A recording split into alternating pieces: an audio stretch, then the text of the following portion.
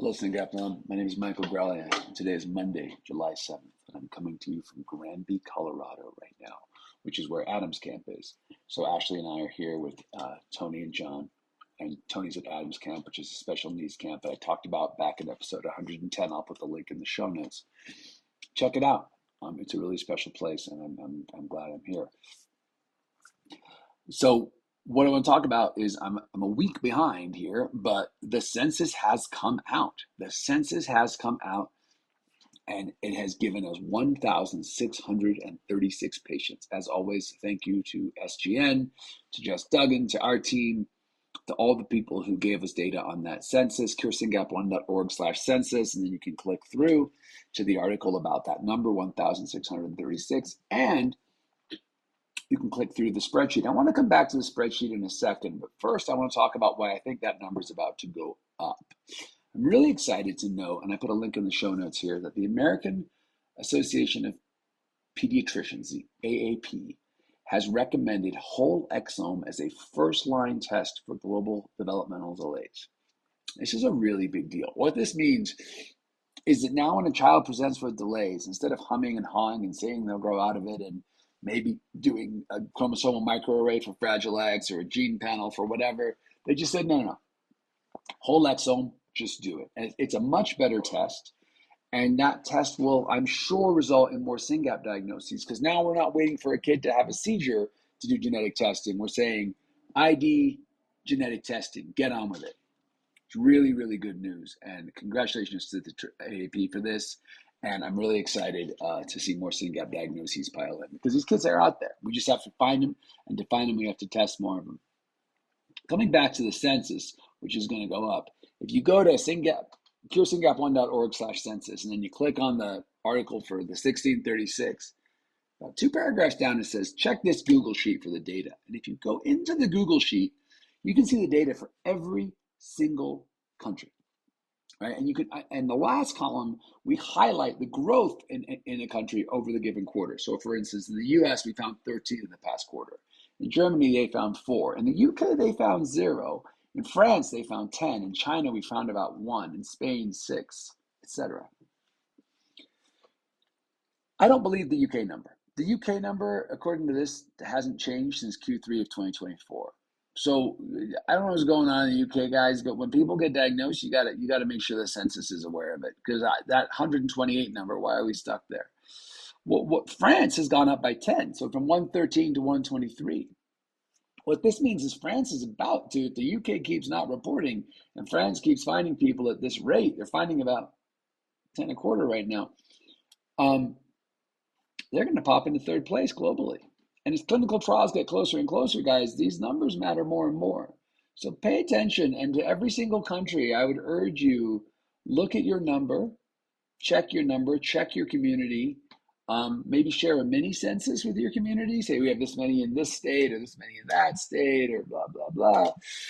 And make sure that we're capturing as many of these patients as possible. It is a super big deal as more and more companies start thinking about clinical trials and start thinking about where to have their clinical trials. The US, we're 462. We've gone up by 13 in the past quarter. And I'm sure we're going to start finding more with this great news from the American Association of Pediatrics. So good job, team. Good job. Warrior and patient stories. I want to talk really quickly about these. We have 2 new warrior stories up, Charlotte and Martina. Those are both pretty exciting. Charlotte was 18 months old, diagnosed in May, just 2 months ago, right? Roughly 2 months ago. She's already been to UNC, and they're already planning to go to CHOP. None of this is private. This is all posted in the story. But it's pretty exciting to see that an 18-month-old can get diagnosed now, and because of SRF, knows what they're dealing with, can go to UNC because of SRF and incredibly motivated parents, and is already on their way to CHOP. So I'm really excited about this family, and hope we get more and more of these young kids diagnosed quickly, get them in medical care, and then soon get them in clinical trials. And Martina, the beautiful little girl, she's the first patient from Uruguay that we know about, right? So these first patients are popping up all over the world. I also want to point you guys to the latest SYNGAP stories with Nicole, be interviewed in there, talking about her son Jackson. She's from Georgia. check out that SYNGAP Stories and listen to Nicole. She talks a lot about advocacy and a lot about her presence online and how she's trying to advocate for her son and for SYNGAP1. At the end of this um, episode, I'm going to read you a letter she put out in the world, which I thought was pretty good. I want to point you guys to a webinar that we've posted, webinar 108. This is about some specific mutations that might be amenable to a read-through drug.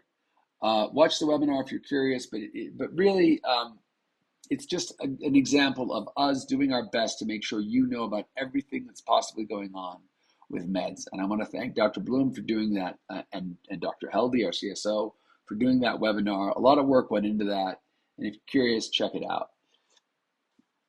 I should give our shout out to Suzanne Jones before I jump into this next couple topics, which is conference and fundraising. Suzanne, I try to do volunteer shout outs when I get organized for these episodes. And even though Suzanne is the chairman of the board and we all know her and love her, it is really worth recognizing the incredible level of energy she's pouring into SRF right now. She's been helping with resource mobilization lately. Everybody who touches resource mobilization knows that, because when you work with Suzanne, you know you're working with Suzanne.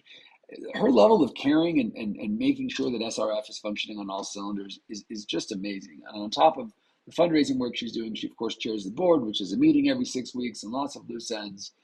And now, since the conference will be in Atlanta this year, and that's her backyard, she's been very active on those calls too. So can't say it enough. Thank you, Suzanne, for making SRF as successful as it is. This organization wouldn't be what it is without you. Thank you so much. Speaking of the conference, December 4th and 5th, guys, we're halfway through the year.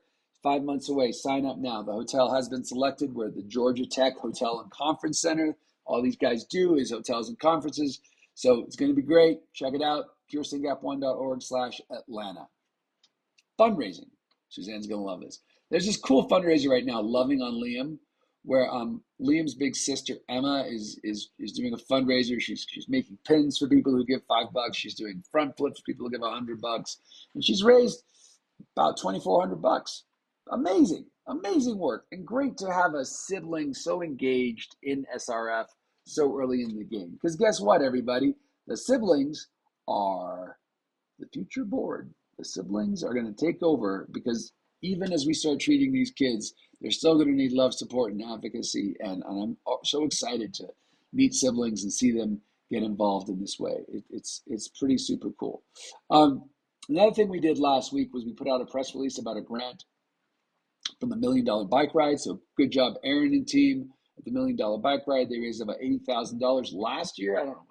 And we gave that grant to Professor Stromgaard in Denmark. And he's looking at liquid phase separation stuff on SYNGAP and how we could use that for a therapeutic approach. Very, very exciting. And this brings me to research. So I just want to point you guys to a talk by the Bowie Labs. This is a talk that Professor Bowie is giving to other scientists. So if you're a scientist or scientifically inclined, check it out. If you're not a scientist, it's going to all go over your head. But the broader point of this talk, and why I included it here, is Dr. Bowie talks about, in order for us to understand intellectual disability, we need to understand which neurons affect intellect, and we really need to figure out how intelligence works so that we can help these patients who have intellectual delays and intellectual disability. And I think it's an important reminder when you're asking people to fund research. You're not asking people to fund SYNGAP1 or autism or epilepsy or IB. You're asking people to help us understand the brain so that we can both help our loved ones with SYNGAP1 and better understand how these important things, cognition, executive function, socialization, intelligence, work, so we can help everybody. Like, funding rare disease shouldn't feel like charity project. It should feel like the cutting edge of science, because it really is. And I think that's a real clean takeaway from the Bowie Lab talk. Speaking of science, talk about PubMed. As I should have mentioned at the top, we are in week 28 of the year 2025. And right now on PubMed, there have been 26 publications. So we are falling behind my goal of one a week.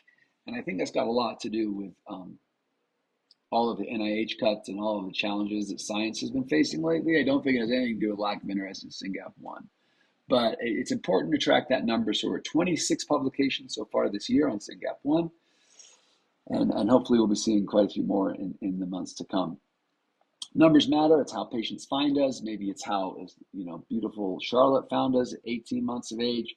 Make sure you're following us on LinkedIn and YouTube. LinkedIn, we got 4,221 followers. Let's get it up to 5,000 people. YouTube, we're at 1,390. Same answer. Let's go higher. And I want to correct myself. In episode 173, I said there was this great sprint blog, probably by Ed, because Ed is just always making blogs and I love it. But actually, I was wrong. This time it is by Joe Ashline. So thank you, Joe. And that was an amazing blog. And I know that Joe has also agreed to start co-hosting SYNGAP Stories with Randy. So that's exciting too. A lot of cool stuff, guys. A lot of exciting progress and work. And I want to finish with Nicole. Remember, Nicole was in that latest SYNGAP Stories. I want to finish with her post that she did for Autism Awareness Month, which just happened. I'm getting a lot of wind in the background. I hope you guys aren't hearing it. If you are, I apologize. Here's Nicole's post. I hate Autism Awareness Month. It stirs up so many emotions, anger, grief, frustration for everything autism has taken from my son. And then she goes on. Dear SYNGAP, it's me again. You'd think after all this time we'd have some kind of understanding, but we don't. We never will. You barged into our lives uninvited, turned our world upside down, and refused to leave. You've taught me lessons I never asked for, dragged us down roads we never wanted to travel. You've humbled me, broken me, enraged me. This is good, Nicole. I've cried because of you, screamed into the silence, begged the universe for answers it refuses to give. I celebrated victories that should have been simple, ordinary things. But with you lurking in the shadows, nothing is ever simple. If I'm being honest, I hate you. I hate what you've done to my son. I hate that you've taken things from him that should have been his without question, his voice, his strength, his ease of movement, his peace. One day, he climbs like he was born to conquer mountains. The next, he struggles to take a step. You're a thief, SYNGAP. You steal vision, rob him of his muscle tone, drain his energy until even smiling feels like work. You wrap yourself around his body, his mind, his very existence, and no matter how hard I fight, you never let go. You make him miserable, and I hate you for it. You turn his nights into a battlefield, his sleep stolen by seizures, restlessness, and the chaos you planted in his brain. You keep his words locked inside, hidden in a place I can't even reach. And God, how I wish I could reach them. How I wish I could hear his thoughts, understand the words he wants so badly to say. Instead, I watch. I listen. I told him when the frustration turns to tears, when his body betrays him, when he fights, I misspoke, sorry. I hold him when the frustration turns to tears, when his body betrays him, when he fights a battle most will never see.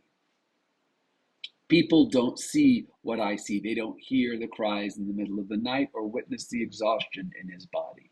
They don't see the war raging inside him. And me, I've been called crazy, overprotective, dramatic, but I don't care.